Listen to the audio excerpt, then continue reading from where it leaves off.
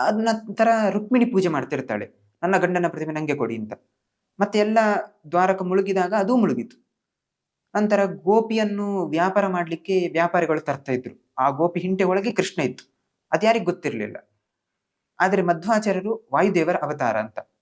ಪ್ರಥಮೋ ಹನುಮನ್ನಾಮ ದ್ವಿತೀಯೋ ಭೀಮ ಏವಚ ಪೂರ್ಣ ಪ್ರಜ್ಞೆ ತೃತೀಯಸ್ತು ಭಗವತ್ ಕಾರ್ಯ ಸಾಧಕ ಅಂತ. ಪ್ರಾಣದೇವರ ಮೊದಲನೇ ಅವತಾರ ಹನುಮಂತ, ಎರಡನೇ ಅವತಾರ ಭೀಮಸೇನ, ಮೂರನೇ ಅವತಾರ ಮಧ್ವಾಚಾರ್ಯರು ಅಂತ. ಹಾಗಾಗಿ ಅವರು ಈ ಉಡುಪಿಯ ತಟದಲ್ಲಿ ಕುತ್ಕೊಂಡಿದ್ರು, ಸಮುದ್ರದ ತಟದಲ್ಲಿ. ಜೋರ್ ಗಾಳಿ ಬಂತು, ಆ ದೋಣಿ ಮುಳುಗ್ಲಿಕ್ಕೆ ಆಯ್ತು. ಆಚೀಚೆ ಆಗಿ ನೀರು ಒಳಗೆ ಬರ್ಲಿಕ್ಕೆ ಶುರುವಾಯ್ತು, ಅಷ್ಟು ಜೋರ್ ಗಾಳಿ. ಆಗ ಮಧ್ವಾಚಾರ್ಯರು ಅಲ್ಲಿದ್ರು. ಅವರು ಬಟ್ಟೆಯನ್ನು ತೆಗೆದು ಒಂದು ಈ ರೀತಿ ಮಾಡ್ತಾರೆ. ಆಗ ಆ ಗಾಳಿ ಎಲ್ಲ ಸರಿ ಆಗ್ತದೆ.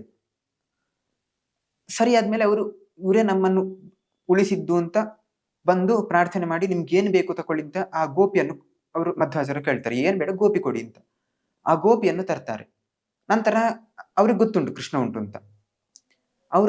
ಅದನ್ನು ಕ್ಲೀನ್ ಮಾಡಿ ಕೃಷ್ಣ ಸಿಗ್ತದೆ.